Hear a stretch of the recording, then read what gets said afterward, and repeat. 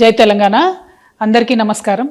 మన రాష్ట్రంలో చూస్తున్నాం రోజు రోజుకి అన్ఎంప్లాయ్మెంట్ రేట్ పెరిగిపోవడము, యూత్ అందరు కూడా ఒక రకమైనటువంటి నిర్వేదంతోని, ఒక రకమైనటువంటి డిసప్పాయింట్మెంట్తోని ఎప్పుడు గవర్నమెంట్ జాబ్స్ వస్తాయి, ఎప్పుడు క్లారిటీగా మేము ఎగ్జామ్స్ రాయొచ్చు అనేటటువంటి ఆలోచనలో ఉన్నారు.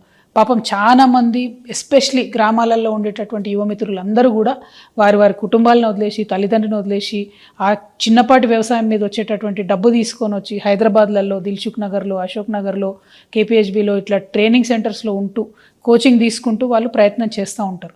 ఈ యొక్క అంశం మనం గమనిస్తూనే వస్తున్నాం.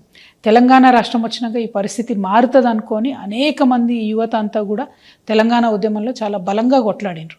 తెలంగాణ రాష్ట్రం వచ్చినాక ఏమైంది, చిన్న చిన్నపాటి ఎగ్జామ్స్ మనం వేసినాం తప్పితే మెయిన్ ఎగ్జామ్స్ కానీ లేకపోతే ఒక పద్ధతి ప్రకారం, ఒక క్రమ పద్ధతిలో ఇగో ఈ మంత్లో ఈ ఎగ్జామ్ ఉంటుంది, ఈ మంత్లో ఈ ఎగ్జామ్ ఉంటుంది, ఈ తర్వాత దీనికి ప్రిపేర్ కావచ్చు, లేకపోతే ఒకటే విద్యార్థి 3-4 పరీక్షలు రాసేటటువంటి కేపబిలిటీ ఉన్న వాళ్ళకు కూడా వాళ్ళకి అట్లా అవకాశం ఇవ్వలే. మనం ఒక్కొక్క రోజు 2 ఎగ్జాములు పెట్టడం, ప్రతిదాన్ని మేము మార్చే ప్రయత్నం చేయడం, ఇట్లా చాలా జరిగినాయి.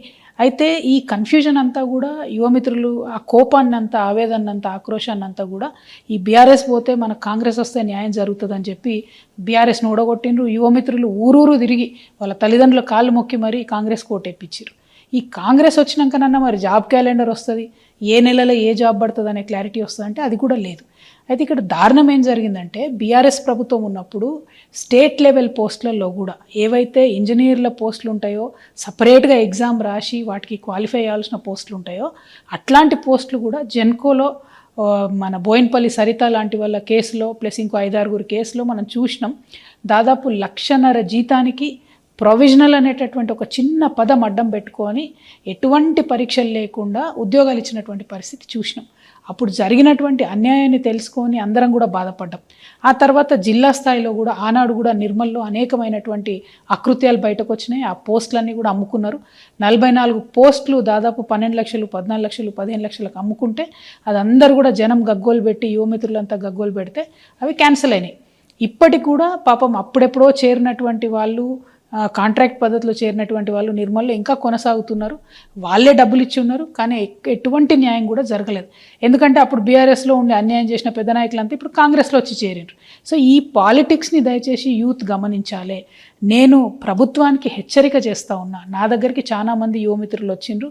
వారు భయపడుతున్నది ఏంటంటే, ఎట్లా అయితే బీఆర్ఎస్ గవర్నమెంట్లో రాష్ట్ర స్థాయి పోస్టులలో, జిల్లా స్థాయి పోస్టులలో అన్యాయం జరిగిందో, అది ట్రాన్స్కో కావచ్చు, జెన్కో కావచ్చు, ఇరిగేషన్ కావచ్చు, రెవెన్యూ కావచ్చు, అదేవిధంగా మున్సిపల్ కావచ్చు, ముఖ్యంగా మన ముఖ్యమంత్రి గారి శాఖ కావచ్చు, అన్ని జిల్లాలలో కూడా ఇప్పుడు కొన్ని పోస్టులు పడతా ఉన్నాయి. అవేంటి అంటే జూనియర్ అసిస్టెంట్లు, రికార్డ్ అసిస్టెంట్లు, ఆఫీస్ సబార్డినేట్ లాంటి ఇంకా అనేక పోస్టులు పడతా ఉన్నాయి. సో ఈ పోస్టులన్నీ కూడా ఎట్లాంటివి అంటే ఎస్సీ, ఎస్టీ, బీసీ బ్యాక్లాగ్ పోస్టులు, అంటే ఇదివరకు ఏవైతే నింపకుండా వదిలిపెట్టారో ఆ పోస్టులు, ఈ పోస్టులు అని. సో ఆ పోస్టులన్నింటినీ కూడా పొలిటికల్ పైరవులతోని, కొంతమంది అవినీతి అధికారుల అండతోని నింపుతున్నారు డబ్బులు తీసుకొని అనేటటువంటి ఒక ఆందోళన చాలామంది నిరుద్యోగ మిత్రులు వ్యక్తం చేస్తున్నారు. నా దగ్గరకు వచ్చి కలిసిన వాళ్ళలో నిజామాబాద్ కావచ్చు, కామారెడ్డి కావచ్చు, మహబూబ్ నగర్ కావచ్చు, కరీంనగర్, నిర్మల్, ఆదిలాబాద్, వికారాబాద్, ఇట్లా అనేక జిల్లాల నుండి యూత్ అంతా వచ్చి కూడా మాట్లాడుతున్నటువంటి సందర్భం. సో నేను ఈ ప్రభుత్వానికి ఒకటే హెచ్చరిక చేస్తూ ఉన్నా. ఏవైతే ఇట్లా బీఆర్ఎస్ టైంలో అన్యాయం జరిగిందో, ఏదైతే పోస్టులు అమ్ముకున్నారనేటటువంటి ఆరోపణలు, అక్కడక్కడ రుజువైనటువంటి ఆరోపణలు ఉన్నాయో, ఏదైతే చిన్న జిల్లా స్థాయి పోస్టులు కూడా అమ్ముకున్నారో అదే పరిస్థితి మల్లయ్యల కాంగ్రెస్లో వచ్చేటట్టు కనబడతా ఉన్నది. దయచేసి కళ్ళు తెరవండి, అధికారులకు స్ట్రిక్ట్ వార్నింగ్ ఇవ్వండి. నేను జిల్లా కలెక్టర్లందరినీ కూడా రిక్వెస్ట్ చేస్తూ ఉన్నా, ఈ డిపార్ట్మెంట్లో జిల్లా స్థాయి పోస్టులన్నీ కూడా మీ కలెక్టర్ల పరిధిలోనే ఉంటాయి. ప్రాపర్ ట్రాన్స్పరెంట్ రిక్రూట్మెంట్ చేయండి.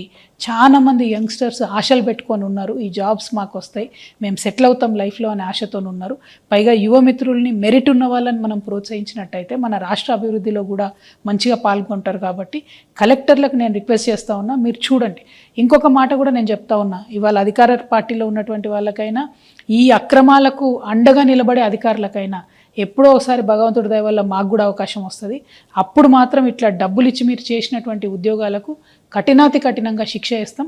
నేను మిగతా యువమిత్రులకు కూడా చెప్తున్నా, డబ్బులు ఇచ్చి అడ్డదారిలో ఉద్యోగాలు తెచ్చుకునే ప్రయత్నం చేస్తే అది ఎక్కువ కాలం నిలబడదు.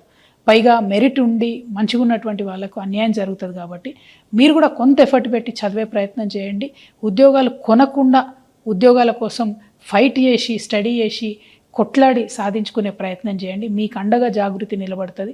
మెరిట్ స్టూడెంట్స్కి, పేద విద్యార్థులకి, ఉన్న అరెకరం మధ్యకరం పొలం అమ్ముకొని వచ్చి మీ మేధస్సు మీద మీరు డిపెండ్ అయ్యేటటువంటి మీ అందరికి కూడా జాగృతి అండగా నిలుస్తుందని చెప్పి తెలియజేస్తూ, ప్రభుత్వం కనువిప్పుతోని వెంటనే చూసుకోవాలి, కళ్ళు తెరవాలి, ఏమేం జరుగుతుందో జిల్లాలల్లో సీరియస్గా విచారణ చేయాలని చెప్పి నేను డిమాండ్ చేస్తూ ఉన్నాను. Thank you.